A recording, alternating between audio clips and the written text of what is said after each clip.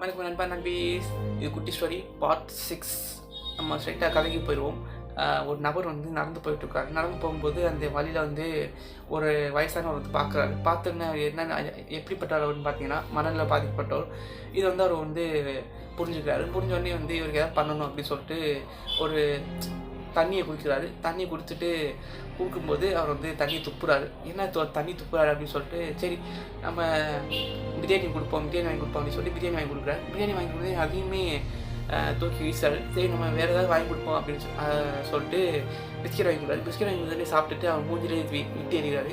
என்ன இப்படி பண்ணுறாரு அப்படின்னு சொல்லிட்டு, சரி நம்ம ஒன்று பண்ணுவோம், இவரை வந்து நம்ம மனநல காப்பகத்தில் கொடுத்துருவோம் அப்படின்னு சொல்லிட்டு அந்த மனநல காப்பகத்தோடைய ஃபோன் நம்பரை இவர் வந்து வாங்குறாரு. வாங்கிட்டு ஃபோன் அடிக்கிறாரு.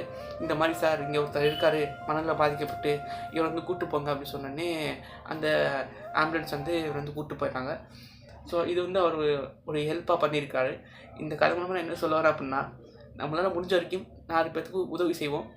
4 பேர்த்துக்கு நம்மளால் முடிஞ்ச வரைக்கும் நம்ம வந்து செலவும் பண்ணுவோம். உதாரணத்துக்கு இந்த ஏழையாக இருக்கிறவங்க, இந்த சாப்பாடுக்கு வழி இல்லாமல் இருக்கிறவங்க, இந்த மாதிரி ஆட்களை வந்து நம்ம வந்து முடிஞ்ச வரைக்கும் நம்மகிட்ட இருக்கிறத கொடுத்துருவோம். நம்மகிட்ட இல்லை அப்படின்னா கூட ஓகே பரவாயில்ல. நம்மகிட்ட இருந்து நம்ம கொடுக்கலன்னா அது வந்து பெரிய தப்பு. அதனால் வந்து எல்லோரும் தயவு செஞ்சு உங்கள்கிட்ட இருக்கிறத 5 10 அந்த பிச்சைக்காரங்களுக்கு இல்லை இந்த சாப்பாடு வழி இல்லாமல் இருக்கிறவங்களுக்கு அவங்க வந்து கொடுத்துருங்க.